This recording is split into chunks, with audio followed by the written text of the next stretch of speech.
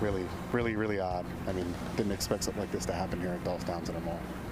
Straight ahead here on DC News. Now at 6, gunshots at a Loudoun County shopping center caused shoppers to flee, hiding in restrooms and other areas. We'll have a live report in minutes. Plus, following his indictment, what happens next for former President Donald Trump? We'll take a closer look at the implications.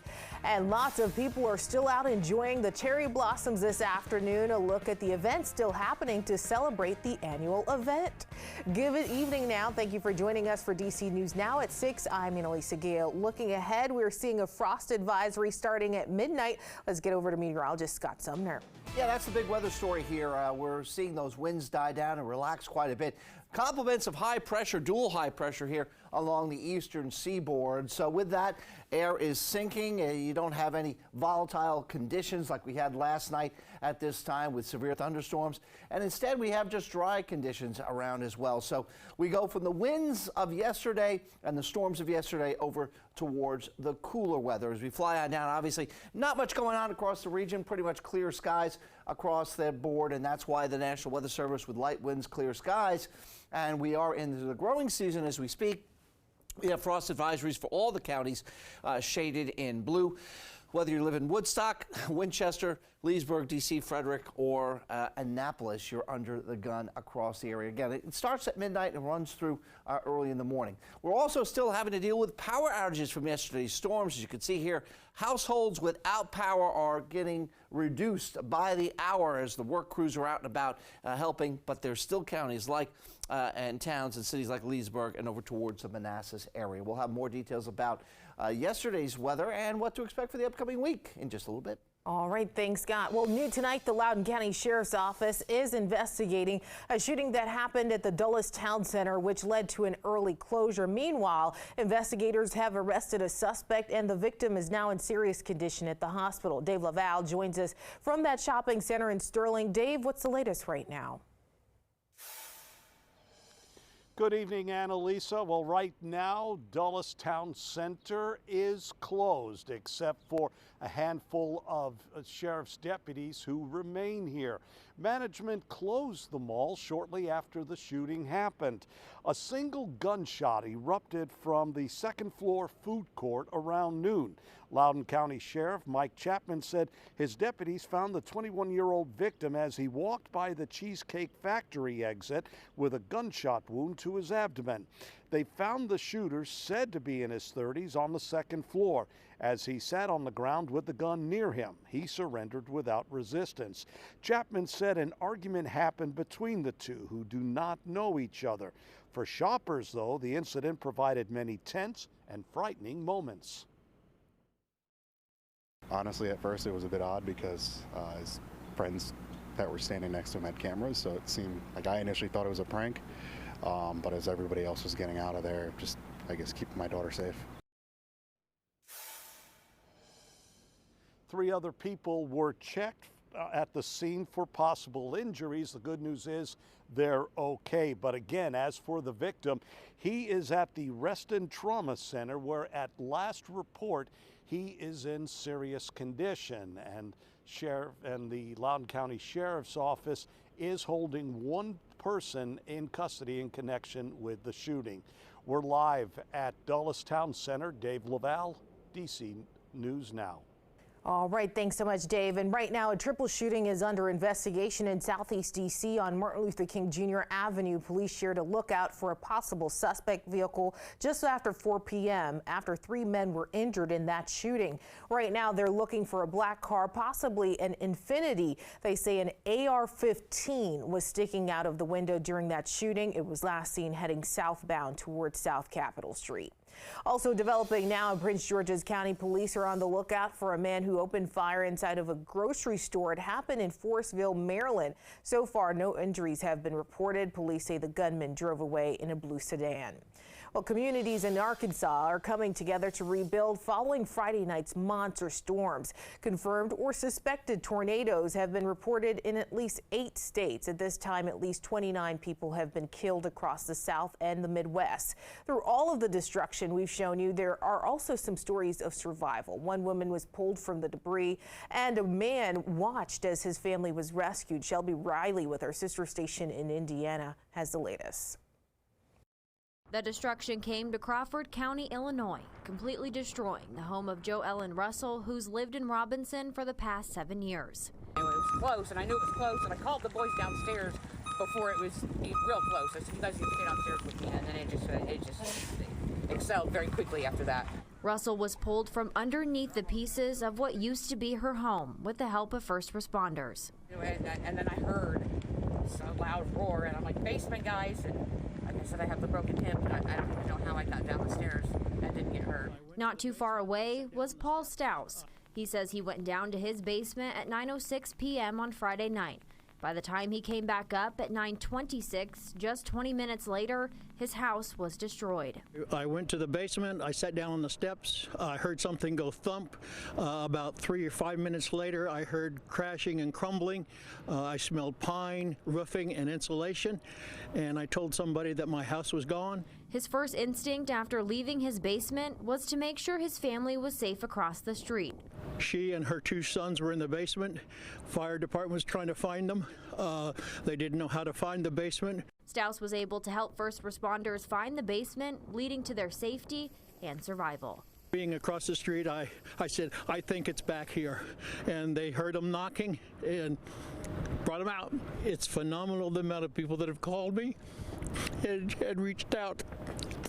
Amazing outpour of support.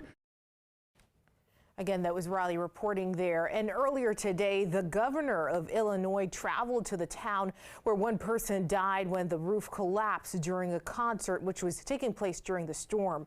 The governor toured the site and later held a press conference discussing cleanup across the state. He talked about declaring state disaster proclamations across Illinois and how a majority of citizens that lost power to the storms had it back. He also took time to praise the people doing what they can to help those in need at this time.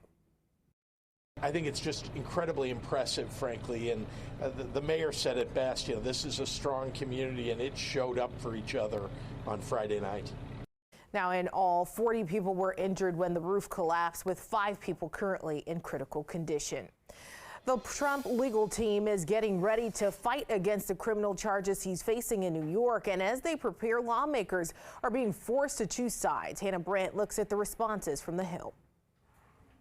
We're expecting former President Trump to be arrested and arraigned in Manhattan on Tuesday. Right now, the details of his case are being kept secret, but the Trump legal team is already trying to convince the public he's innocent.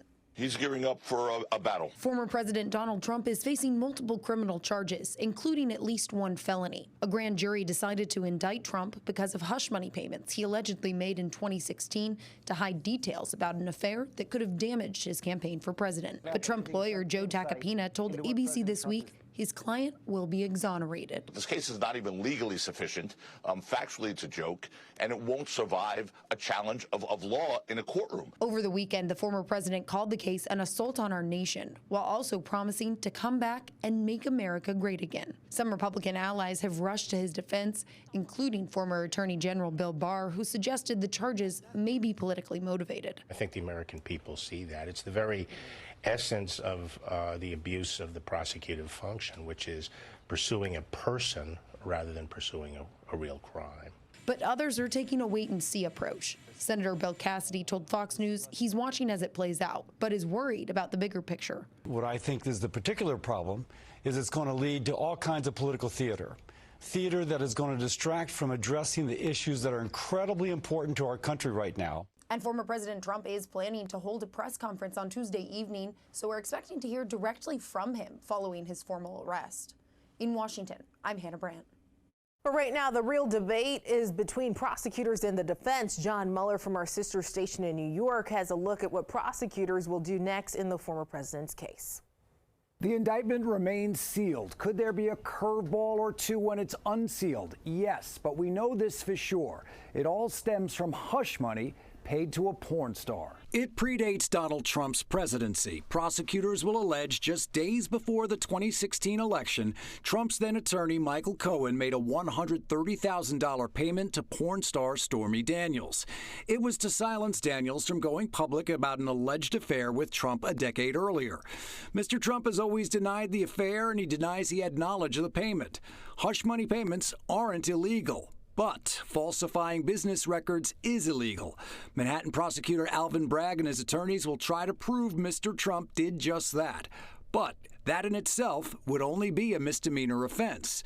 The Associated Press reports there is a felony charge in the 30-plus count indictment. It's likely prosecutors will tie the misdemeanor falsifying business records charge to the intention of committing another crime, in this case violating campaign finance laws.